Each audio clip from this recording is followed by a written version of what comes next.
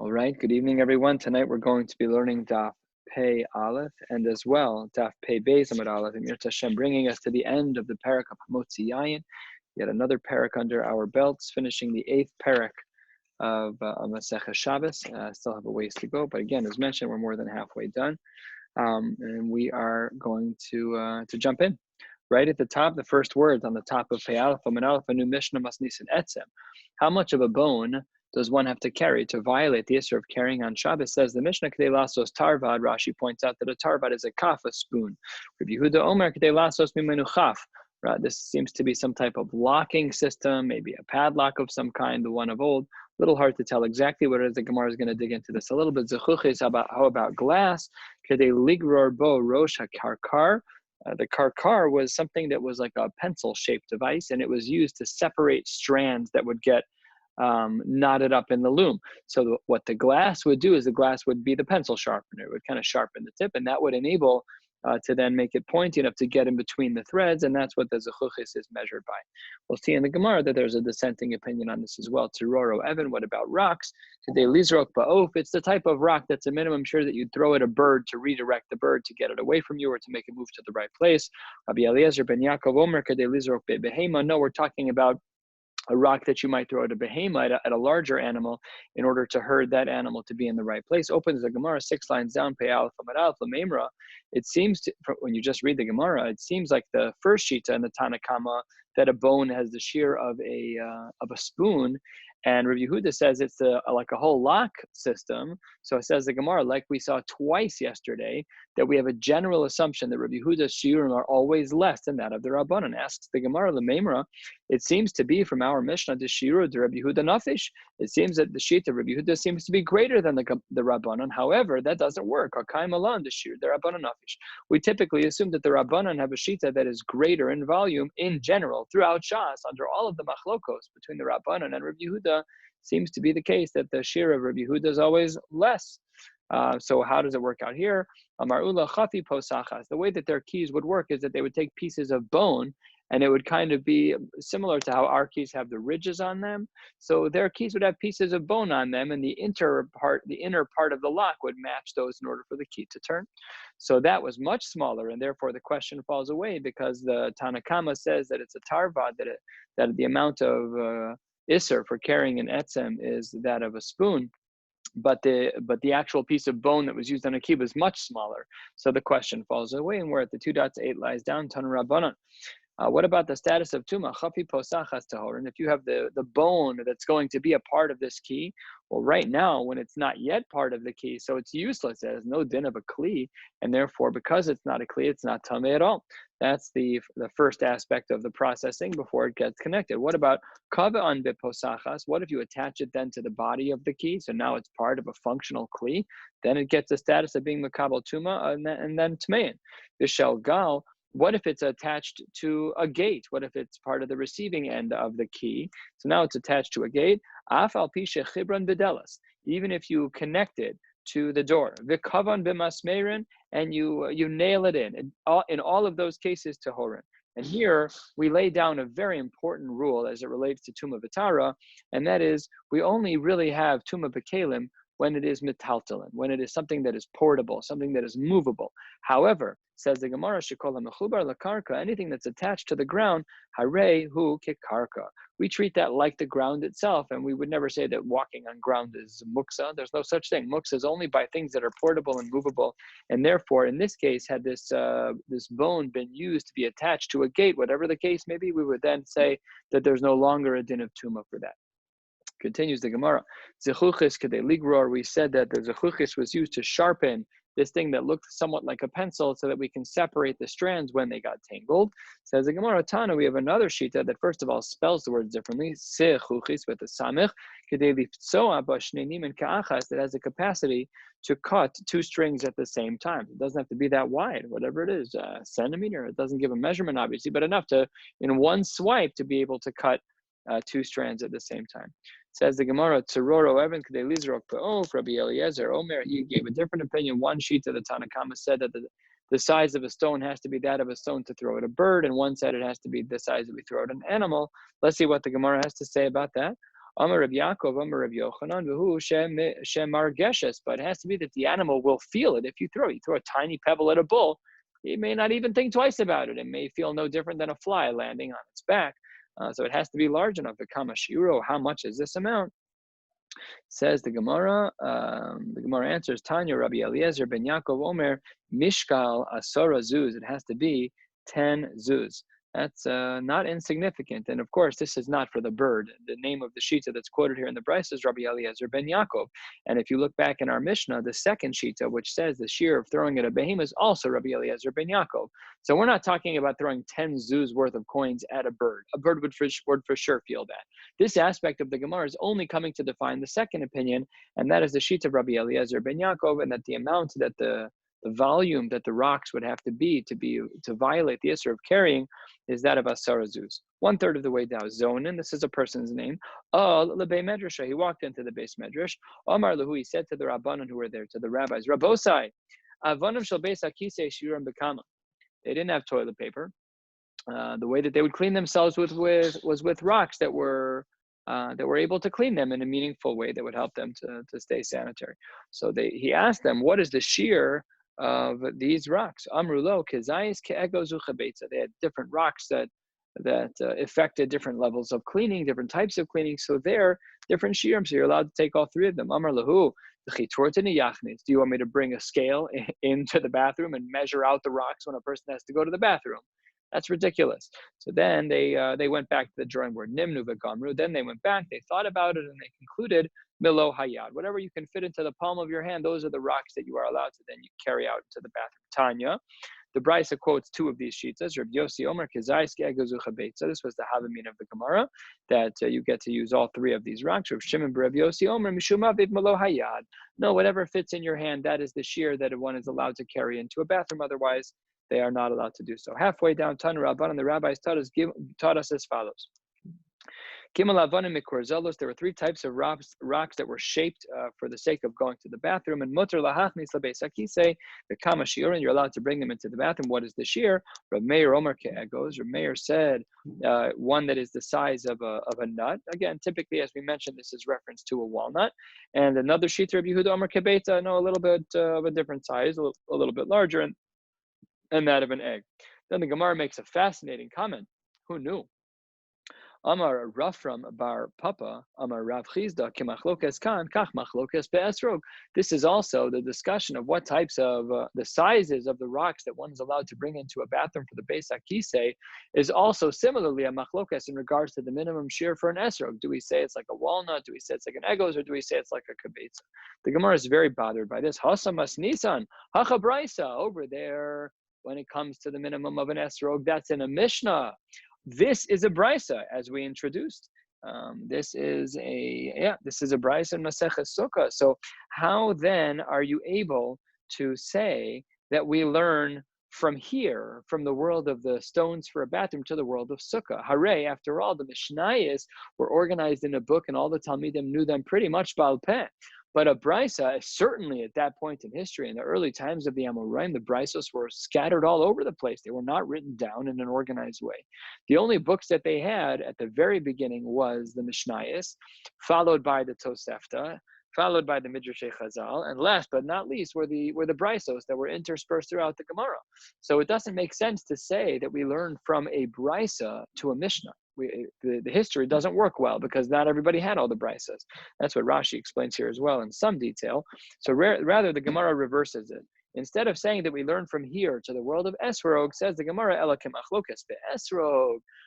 This makes a lot more sense because we have a Mishnah that speaks about Esrog, just like we learned by Esrog, these two shiurim of Ke'egos and Kibetza, there's the two minimum shiurim for an Esrog, so too, Kach Machlokas Kan.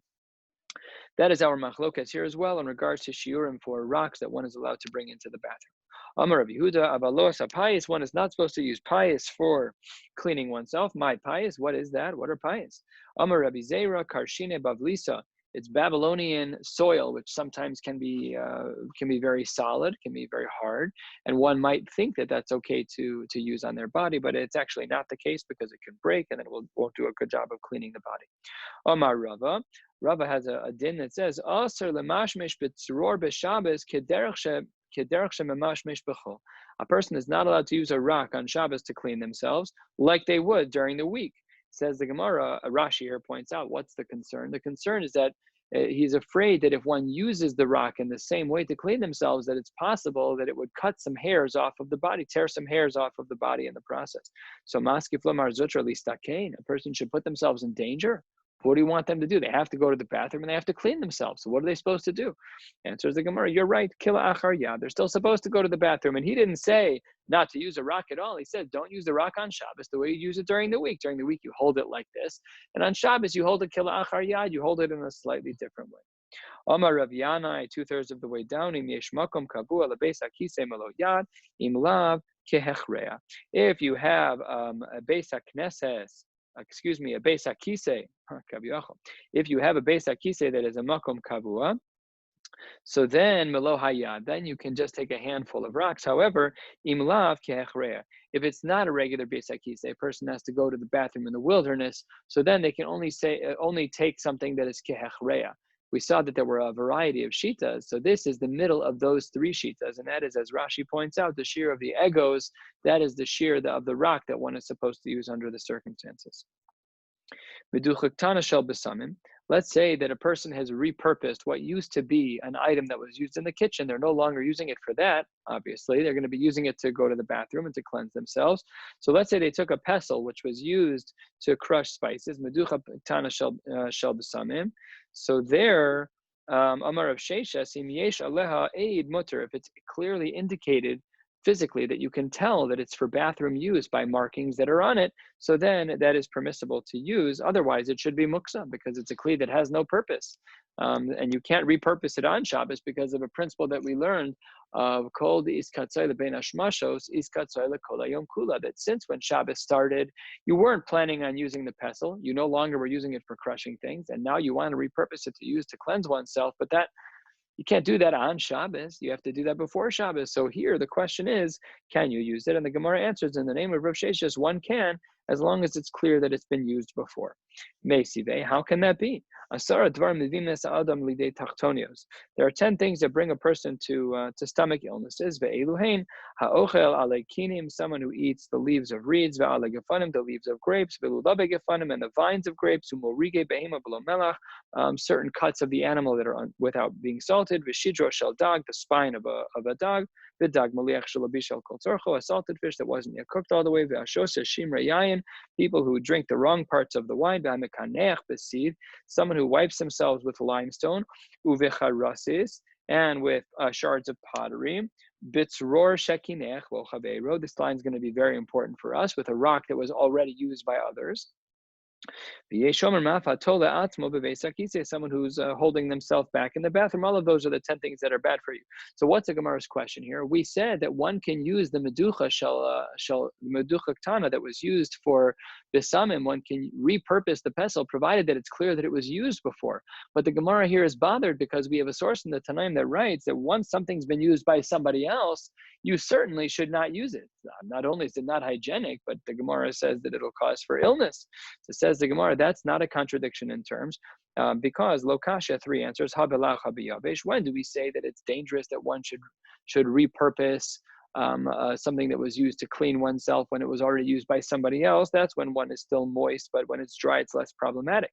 Maybe it's not using the same area of the meducha. Kan mitzad echad, kan mi beis tzadim. There's different sides of the rock that a person can use. One brisa is talking about something that's been used only by one person, and the second brisa, where it says that there's a danger of tachtonios, is talking about something that was used by other people. And we are 3 lines from the bottom of the page. Omar le Abai Rav Yosef, yardu oleg shamavit netashta shumahu.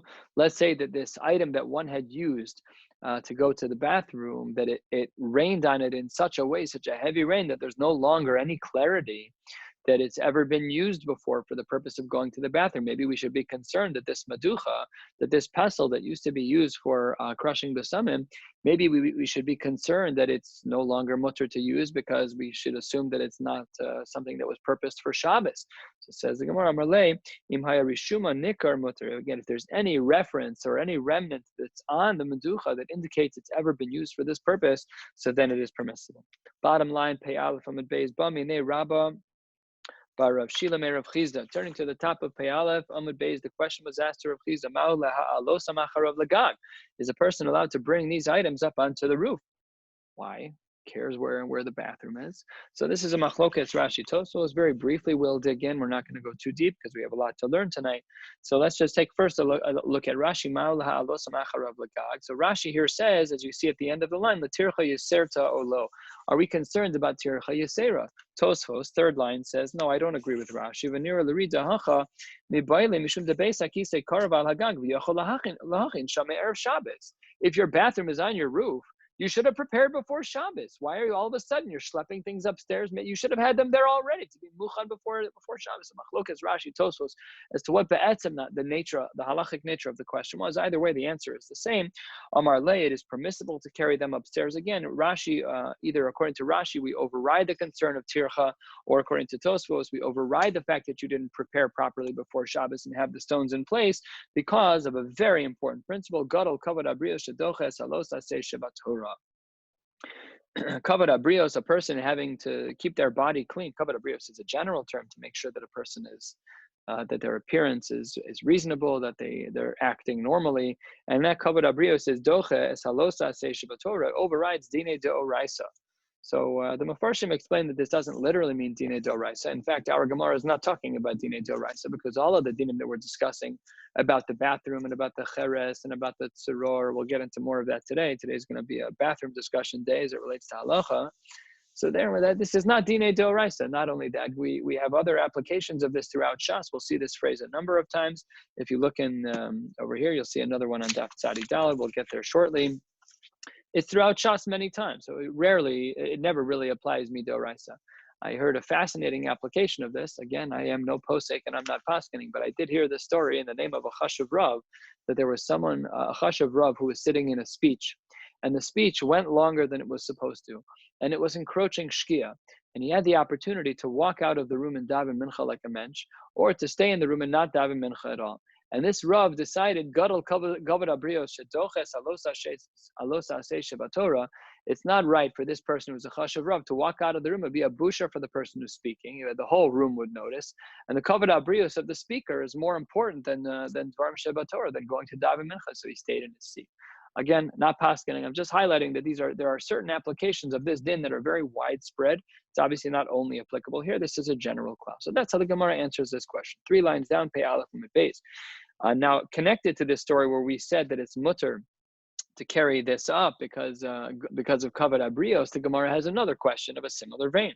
Yasiv Meremar v'ka'amar la lahashmaisa. Meremar was talking about this din. Asive Ravina la Meremar, and Ravina says, really, is that what you learn? That kavod abrios is docha, and therefore you're allowed to carry the rocks on Shabbos? How can that be? We saw Rabbi Eliezer Omer notal adam kise mishalafanav lachtos bo'ashina. Let's say a person gets meat stuck in between their front 2 teeth. You can't walk around all Shabbos like that. Pick up a piece of wood that's in front of you on the ground and use it as a toothpick. Afalpi that it was not muchan, it should be muksa. Rabbi Eliezer allows one to violate muksa because of kavod abrios. You can only take out from the wood that was already set aside for an animal. You set it aside for the animal for whatever purpose. Anything that you set aside won't be muksa, so that should be permissible to use. But implying from the chachamim is that had it been that it wasn't already set aside, then it would be usher to use. So the Gemara is bothered. I don't understand. Why over there by the bathroom do we say kavod abrios, and you're allowed to violate either tircha yisera according to Rashi, or the concern about muchan, about having been prepared like Tosfos? Why there do we say that you're allowed to violate Nisr D'Rabbanan, but the Chachamim here say, no, you're not allowed when it comes to food in between your teeth? The Gemara says, Hachi hashto, what are you comparing? You're comparing a case of going to the bathroom on Shabbos to a case of having food stuck between your teeth. Let's look at a fundamental difference between them. Hasam, over there by the meal, Adam kovea makom lesuda. You know where you're going to eat your Shabbos meal. Go get a whole stash of toothpicks and bring them there. You know where you're eating. It's not even a discussion. Why do you have to engage this kula of kavod abrios? Prepare. Sit down before Shabbos, say, and make sure to have some toothpicks by the meal. You always get food stuck in your teeth. However, in regards to the bathroom, Adam Koveya Makom Lebeis Akise, we don't know where we know nowadays, but back in the day, a person's, bathrooms weren't everywhere. If a person had to go to the bathroom, there wasn't always a park that had a public washroom. So there, we don't know. So therefore, and there's like an important yesod to learn about kavod abrios as it relates to being doch halacha, where we have an application of something that's abnormal. I don't know where it's going to apply. I don't know when it's going to apply. Then we engage the kula of kavod abrios as doch halos aseh Shabbat Torah. However, when it comes to a meal, I know where my dining room is. I'm fully aware where it is. So then prepare. Just prepare. There's no reason why I have to do that. So therefore, that's the distinction the Gemara gives, and it leaves it at that. Next sugya. Amar Rav Huna Asr Lefanos Besada near B'Shabbos, a person should not go to the bathroom in a field that is freshly plowed. My taima, ilema, what's the reason? Ilema mishum davsha, if you're afraid that you're going to damage the field, what does that have to do with Shabbos? Afilu b'chol nami, if you're doing something detrimental to the field, you can't do it on Tuesday either. Forget about Shabbos. Ve'ela mishum asav, ve'ela mishum asavim, if the concern is that the rock you're going to use has some type of moss or some type of vegetation growing on it, and in the process of using it, you might tear it off. Reish Lakish is matir such a case, to use that rock that has something growing on it in order to clean oneself. However, so it can't be that either. Of course, if you intentionally tear it off, you're going to be chayav chatas for kotzer, for harvesting. However, when you're using it just for the sake of cleaning off, that's fine. So it can't be that either. Ella, what is the concern of Rav Huna to go to the bathroom on a freshly plowed field? Says the Gemara, Ella Dilma Nakit Me'ilai. Maybe you'll take the rock from an elevated place. Let's say, when they plow, there's like these ditches that are lower, so the field kind of looks a little wavy. You pick a rock up from the top, no problem at all. That's fine to take it off the top. And after going to the bathroom and cleaning oneself, one might take the rock and they'll throw it down, but it'll fill a hole. So says the Gemara, Dilma Nakit Me'ilai, maybe you'll take the rock from an elevated place, V'shada l'sata, you'll throw it into a lower place, Mechai Mishum de Rabba, and you'll be liable because of what Rabba's concerned. What's Rabba's concerned? Amar Rabba, Haisa lo guma utemama. Let's say there was a hole and you filled it. We learned this Gemara already. Babayis, in your house, if you fill a hole that's in the dirt, if you have dirt floors, and you fill it in your house, the din is chayiv mishum bona. That's building your house. That's an improvement to your house. However, basada, that's our case, chayiv mishum choresh.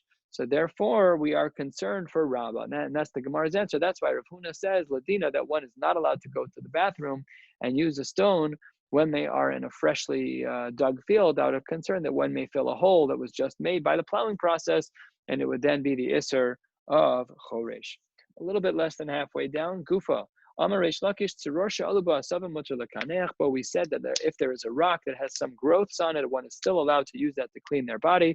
But if one intentionally tears off the growths that are on there, they would be held accountable. Amar Papi, what do we see from here? Shmami nami de Reish Lakish. What do we see from Reish Lakish? Hi parpisa shari letiltule. Let's analyze this. A parpisa is referred to in other areas in Shas as an atzitz nakuv. It's a flower pot with a hole in it. So let's say that this was a flower pot right here, and there's a hole in the bottom. So it's able to get air from underneath, and it feeds the pot. So it's in some way connected to the ground. Why is that any different than the rock that has growths on it? What did we say in the name of Reish Lakish? You're allowed to use that. What does that mean? You can pick up a rock from the ground that has a growth on it. What was the source of growth of that rock? It was obviously that it was near the ground. Why didn't we consider picking up the rock to be kotzer? Why wasn't that tolesh? So what does the Gemara infer from there? It must be that that high parpisa, that a flower pot that has a hole in the bottom, is no different than the rock that has vegetation growing on it. You're allowed to pick it up. You can pick up the flower pot too. No problem at all. It says the Gemara, Maskif la Rav Kahana. What kind of question is that? You're making a comparison between a person who's using a rock who has to go to the bathroom right now, kavod abrios, versus lichatchila picking up an atzitz naku, picking up a pot that has a hole on the bottom. That's ridiculous. Maskif Rav Kahana, im amru letzorech. You're going to say that when Reish Lakish said that you needed the rock Litzorech, you had to go to the bathroom, you're going to learn from there that Stam, you could pick up a pot that has a hole in the bottom? Of course not. Of course, there's no comparison between the two things.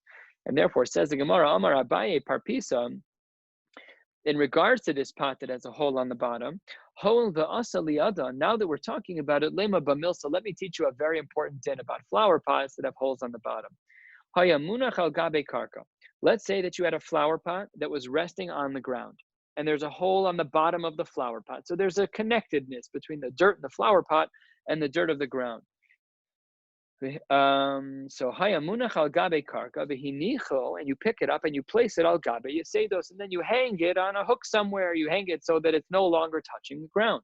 What's the din? Mechayiv mishum tolej. That's the Yisur Daraisa, the exact opposite assumption of the Gemara. And the reverse is also true. Hayamunach al gabe yasedos. Let's say that you had a flower pot that was nowhere near the ground. Again, it had a hole in the bottom of the flower pot, but it was nowhere near the ground. And v'hinicho al gabe karka chayv mishum noteya. And then you put it on the ground, then you're giving it a source of sustenance. You're giving it this connectedness to the earth, to the dirt, to the ground, and therefore that's no different than planting a seed. Continues the Gemara a little bit more than halfway down. We're going to spend some time on this. Amar Rav Yochanan taught a din. Aser lekaneach becheres b'Shabbos. When a person goes to the washroom on Shabbos, they are not allowed to clean themselves with cheres, with something that's made out of pottery. My taima, what's the reason? Let's go through a couple of versions. Ilema mishum sakana, if you want to say that there's a danger involved with using cheres, afilu b'chol nami, no difference between a weekday and Shabbos. So danger can't be the reason. And that's not the reason why Rabbi Yochanan would say such a din. Vela mishum kshafim, if you're going to say it's because of kshafim, because that people used to do some witchcraft when it came to cheres, when it came to pottery, if that's true, then just like by the previous response, afilu b'chol nami, the same thing would be true had it been done during the week. Ve'ela mishum hasharas nimin, if the concern is about pulling hairs out of the body during the process of cleaning oneself, there too, davar shein miskabin, who that's not a din doraisa either, because it's davar shein miskabin. Remember, famously, we've learned this a dozen times, Rav Shimon, Rav Yehuda machlokas, whether davar shein miskabin, doing an act that is undesired results. I don't care to pull hairs out of the body, and it's not a psik reshe. It's not definite that it's going to happen. Rav Shimon holds that's mutter. Rav Yehuda holds that that's chayiv. So we paskin like Rav Shimon that it's mutter. So if that's the case here, you're concerned about pulling out hairs. That can't be the concern of Rav Yochanan to say. Therefore, on Shabbos you can't use cheres, because even if one pulled out the hairs, it would be a davar shein miskabin. Rav Shimon holds that's mutter. So if that's the case, what's the reason? 2/3 of the way down, Amar lahu Rav Nasan bar Oshia Gavra Rabba, this great Rav Yochanan, who taught us this din that cheres should not be used on Shabbos, Omar Milsa, and he said this word. We got to work hard to figure it out. Name a bataima. Let me give a geshmaka svara as to why Rav Yochanan would have given such a din.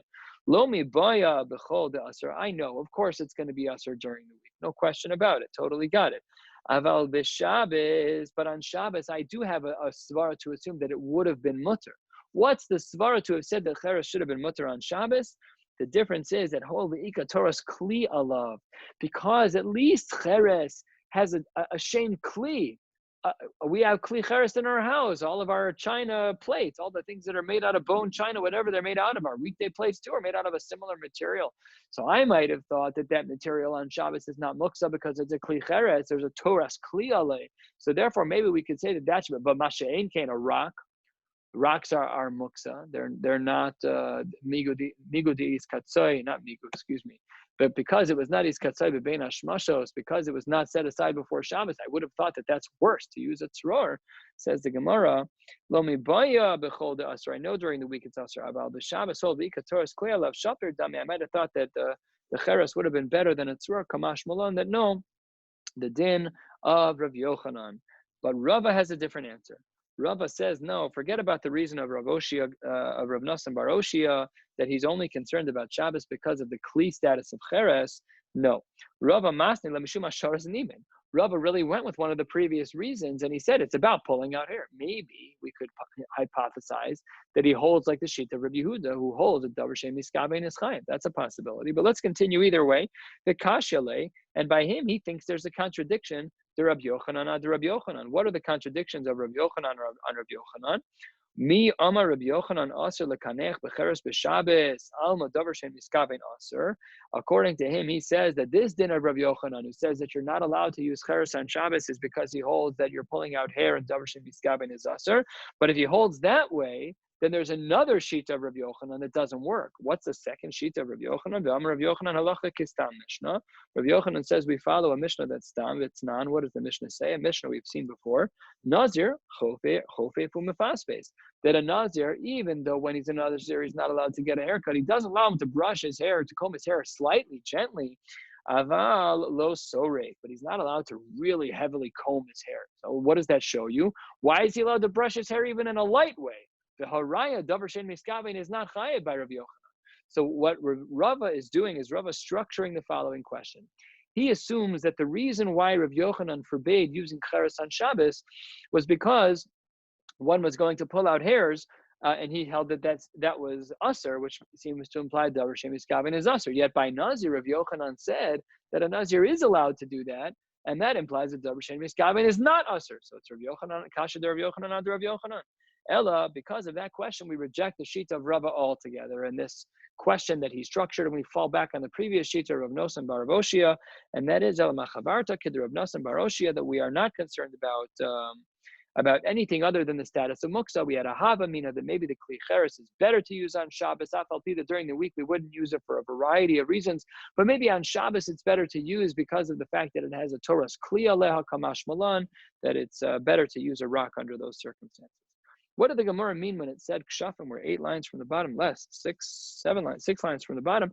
My kshafim, what were the kshafim that we were concerned about in regards to the, at least one of the havaminas, in regards to cheres to be used as a way to clean one's body?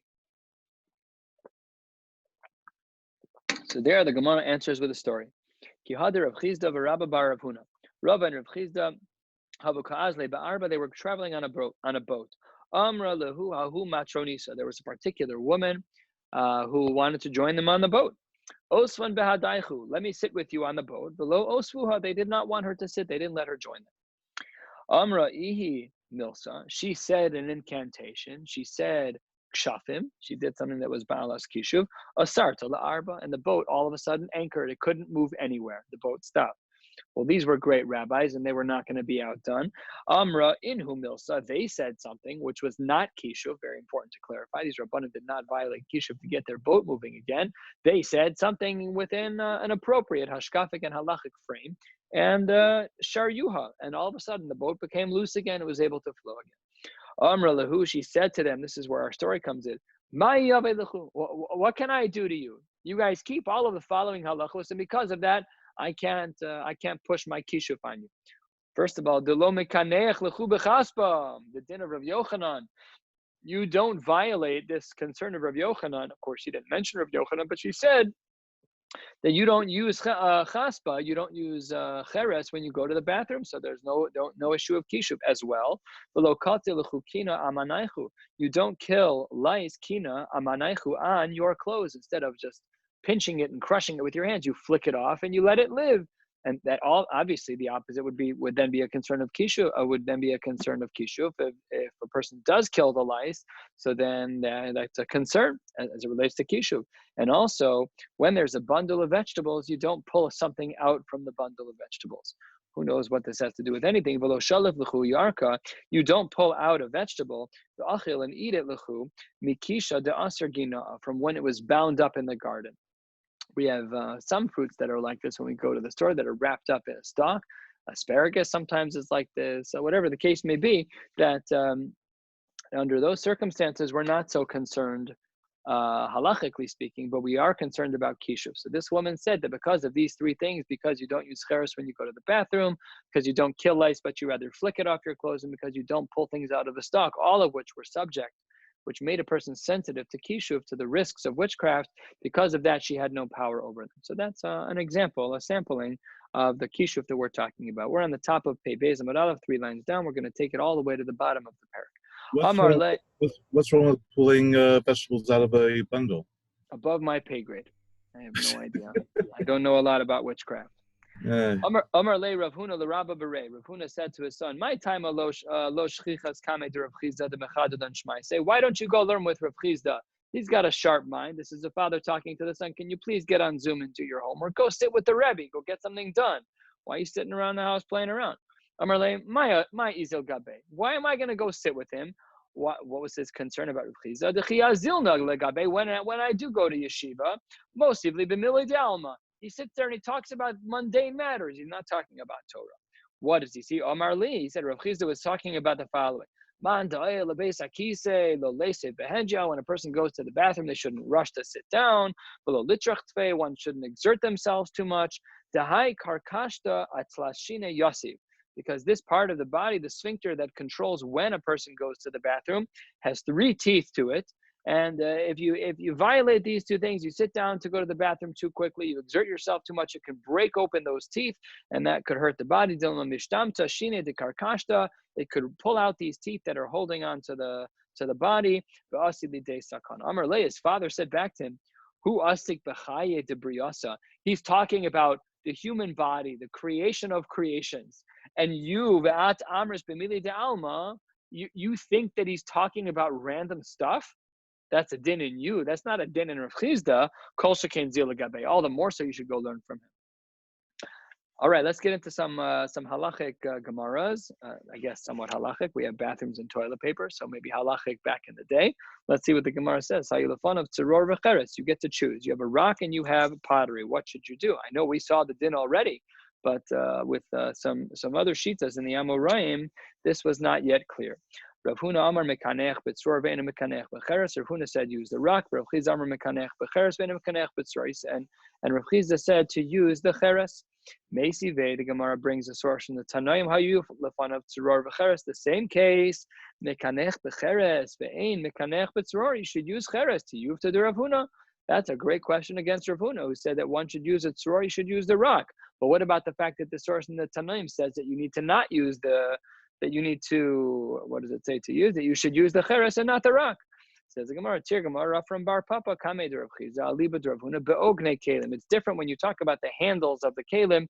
There we're less concerned, and that's a way that he gets out of this source in the Tanaim that otherwise argues his opinion. 2 dots, 4 lines into the widest lines. Hayulafanav Tzuror V'asavim. Next set of collections.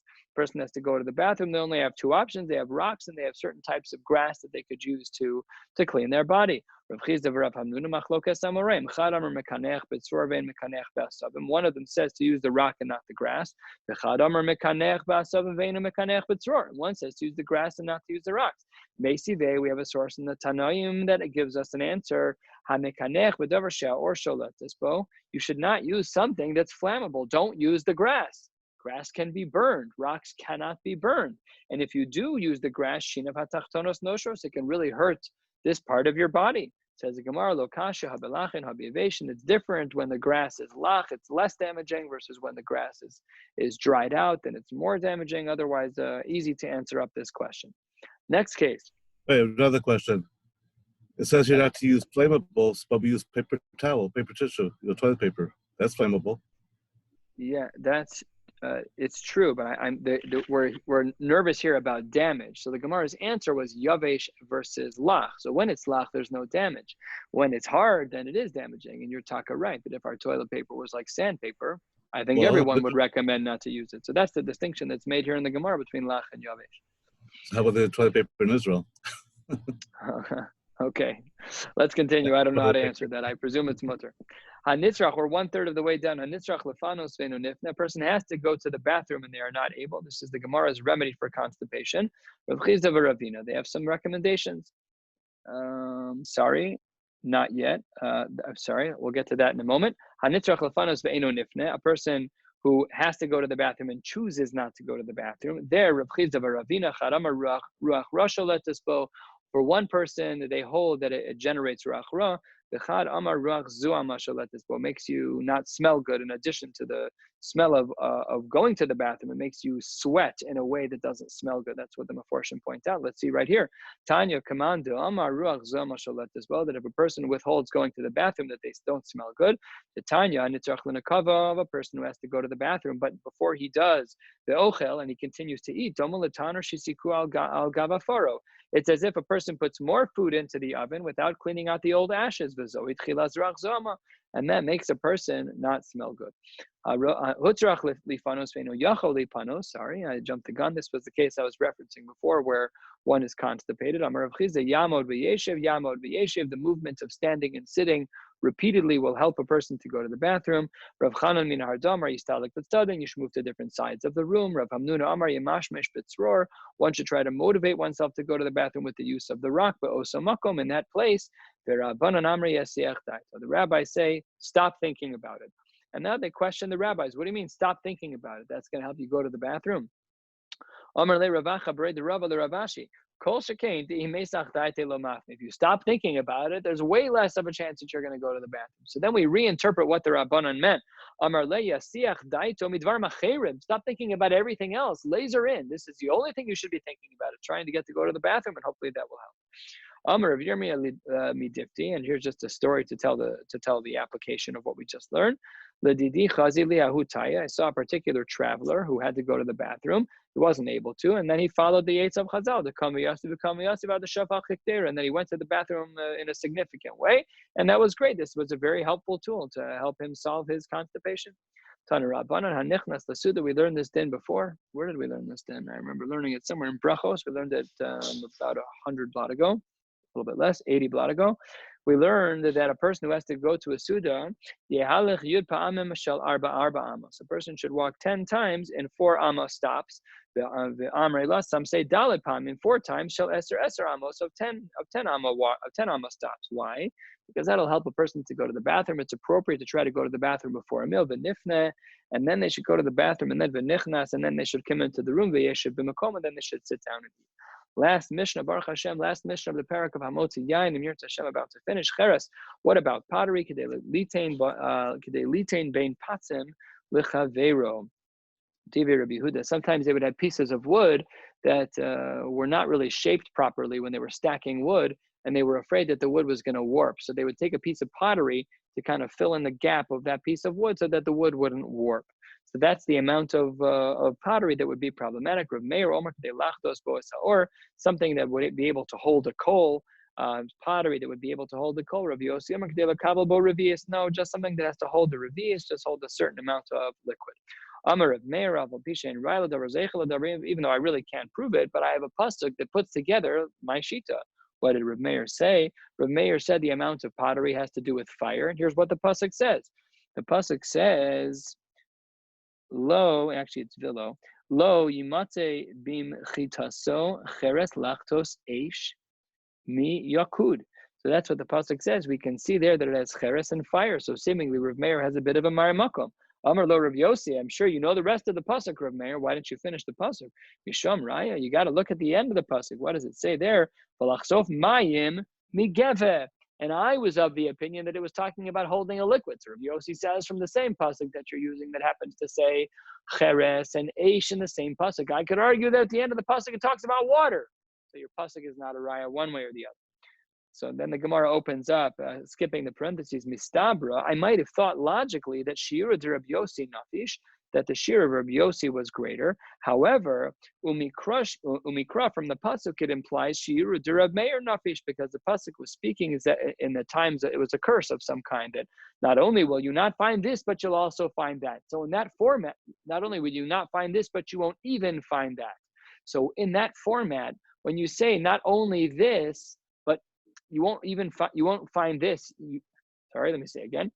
In the format of the pasuk, which says you won't find this and you won't even find that, it means to imply that the second one seems to be a little bit smaller. So therefore, it seems that the first part of the pasuk, which talks about Eish, which was the shita of Rav Meir, umikra shira Rav Meir nafish. It seems to be that his is greater. If you thought that the Shita of Rabbi Yossi, which was talking about water, which was the second one mentioned in the pasuk, then the pasuk doesn't flow right. Light lebemana zutra, behadar light lebemana rabba. If Rabbi Yossi's shear was greater than Rav Meir's, then the pasuk would not have made sense. I'm going to let you know, here's my curse, that you're not going to get this and you're not even going to get that. But then that second thing should have been smaller. If Rabbi Yossi's was greater, then it should not have been at the end of the pasuk.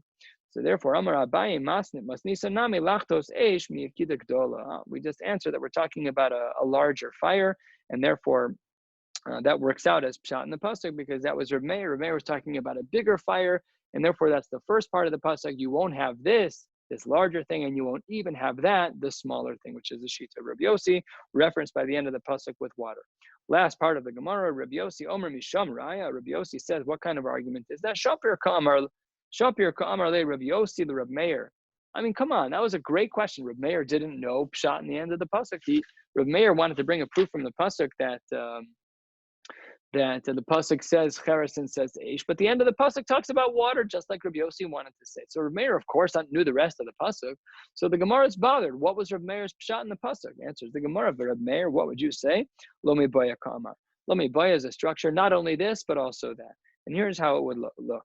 Lo mibaya midi dechashiv le'in shedilo lishtakach. Not only will you not be able to find during this cursed time that which is chashuv to people, that you won't be able to find. Even that which isn't chashuv to people, you won't be able to find as well. This also circumvents the concern of which shear is larger because it's a question of chashivus, not a question of shear.